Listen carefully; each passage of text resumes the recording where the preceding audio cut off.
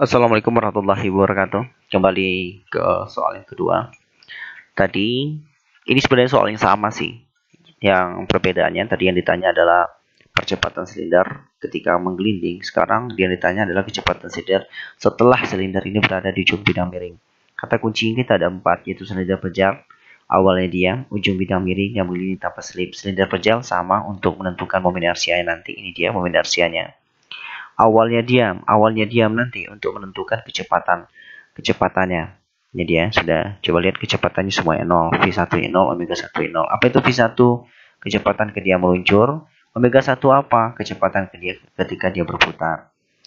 Nah, sekarang berada di ujung miring. Untuk apa? Untuk mengatakan di ujung bidang miring. Di sini untuk menentukan posisinya. Coba lihat posisinya sini kita kasih pada warna juga. H1 adalah posisi ketika dia belum menggelinding, yaitu pada ketinggian 1,5 meter. Kemudian HT atau disebut juga dengan H2 itu apa? Yaitu ketinggian setelah dia menggelinding, yaitu berada di ujung bidang miring, di mana ketinggian akhirnya adalah 0 meter dari permukaan tanah. Ingat kata-kata kuncinya. Kita langsung ke diketahuinya. Ini dia. Kita lihat posisi awalnya ada 1,5, posisi akhirnya ada di 0. Yang ini seperti biasa, R-nya berapa, masanya berapa, sudah terlihat semua. Kemudian ada kata silinder dalam kondisi diam, artinya kecepatan dia ketika meluncur itu masih 0. Kecepatan dia ketika berotasi masih 0. Kenapa? Karena posisi awalnya dia adalah diam. Maka ditanya VT jawab. Oke, gini. Untuk mengerjakan soal ini kita harus menggunakan rumus hukum kekekalan energi mekanik. Dan harus kalian ingat, untuk hukum kekekalan energi mekanik ketika benda menggelinding, energi kinetiknya terbagi dua, yaitu energi ketika dia bertranslasi dan energi ketika dia berotasi. Untuk translasi, rumusnya setengah mv kuadrat. Untuk yang berotasi, setengah I omega kuadrat. Ingat rumus ini, sama, di mana-mana juga sama. Dan rumus ini juga sama, tidak ada perbedaan. Tetap saja energi kinetik ditambah energi potensial. Tetapi perbedaannya, energi kinetik itu terbagi dua, translasi dan rotasi. Oke.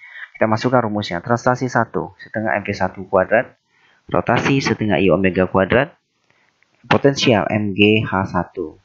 Dan seterusnya sama juga. Cuma dikasih kode 22 gitu aja.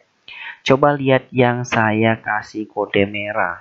Yaitu mv1 kuadrat setengah I omega 1 kuadrat dengan mgh2. Kenapa saya kasih kode merah? Itu menyatakan yang mengandung 0. Coba kembali diketahui tadi. V1 itu 0. Omega 1-nya 0, H2-nya 0.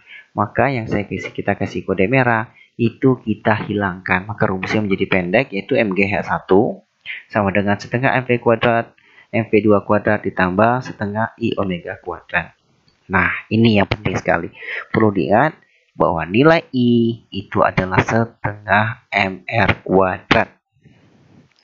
Dan untuk omega, rumusnya adalah V kuadrat dibagi R kuadrat. Masukkan, kita ganti. I-nya kita ganti dengan setengah MR kuadrat. Ini dia, kita ganti. Ya, kita ganti. Itu dia, kita ganti yang kode merah. Kemudian untuk nilai omeganya. Nilai omeganya kita ganti dengan ini. Kita ganti dengan kode biru. Dengan warna biru. V kuadrat per R kuadrat. Oke. Kemudian setelah angka ini dimasukkan, coba lihat di sini ada setengah, di sini ada juga setengah. Setengah kali setengah itu hasilnya adalah 1/4. Ini dia sudah saya buat 1/4. Lalu R-nya kemana? R-nya kan ada kuadrat di sini, ada kuadrat di sini. Maka duanya dicoret, habis dia. Yang tersisa siapa? Tinggal V2 kuadrat. Ini dia, sudah V2 kuadrat. Ini tetap kita turunkan, ini tetap kita turunkan. Yang di sebelah sini sisanya tinggal ini 1/4 MV2 kuadrat. Coba lihat di sini ada 1/4. Saya kasih kode. Ada 1/4, ada setengah. Setengah ditambah 1/4 adalah 3/4 MV2 kuadrat.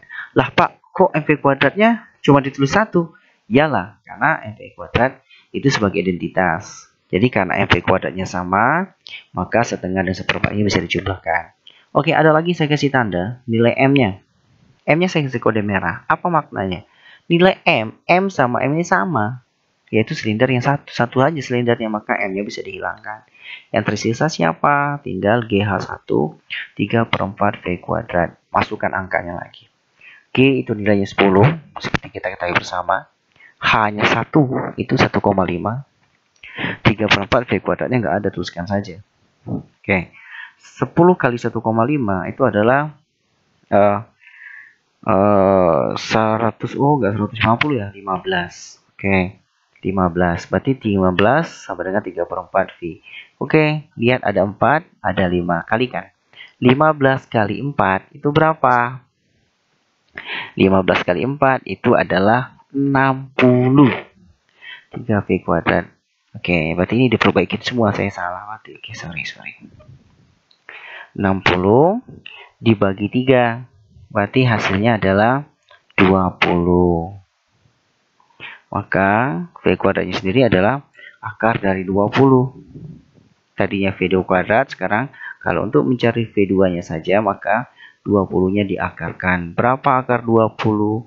Akar 20 adalah, tunggu sebentar, kita buatkan. Ini dia. Akar 20 itu adalah 5 dikali 4. Oke. Kita turunkan.